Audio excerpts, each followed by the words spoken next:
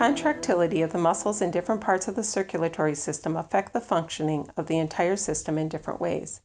As we work through the slides, this will be explained in greater detail.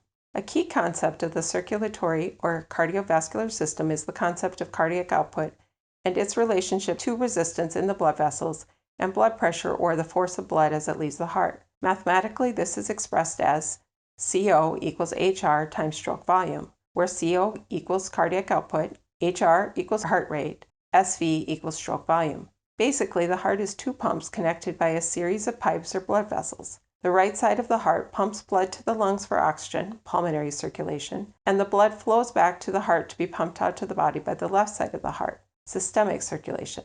The arteries are the blood vessels that pump blood to the body. The middle layers of the arteries are made up of smooth muscle that help control blood pressure. Damage to the arteries from atherosclerosis narrows the arterial vessels and makes them less flexible. This increases peripheral vascular resistance, or afterload, so that the heart has to work harder, which can lead to long-term changes and damage to the heart, even increasing the size of the heart in an unhealthy way, hypertrophy. Other things can affect the arterial system, such as when someone gets a massive infection.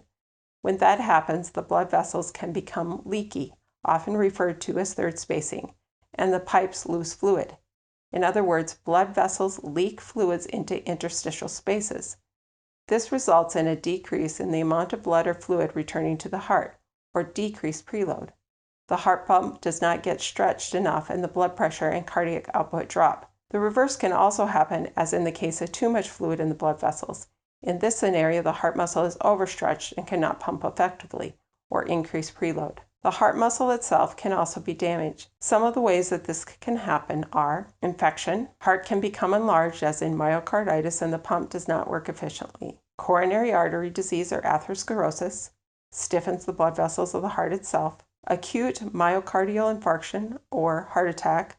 Blood flow is interrupted to the muscle and parts of the heart muscle are injured and weakened. And pulmonary hypertension that causes the heart to have to work harder, weakening the heart muscle over time. In contrast, the venous system that returns blood to the heart is a lower pressure system, with only a thin layer of smooth muscle. It is much more dependent on skeletal muscle and a system of valves to help return blood to the heart. Because of its dependence on skeletal muscle, venous return can be inhibited by inactivity. This can be a particular problem with patients that have chronic illness or with patients that are hospitalized. Blood can then pool in the lower extremities, increasing the risk for blood clots and/or lower extremity swelling, edema.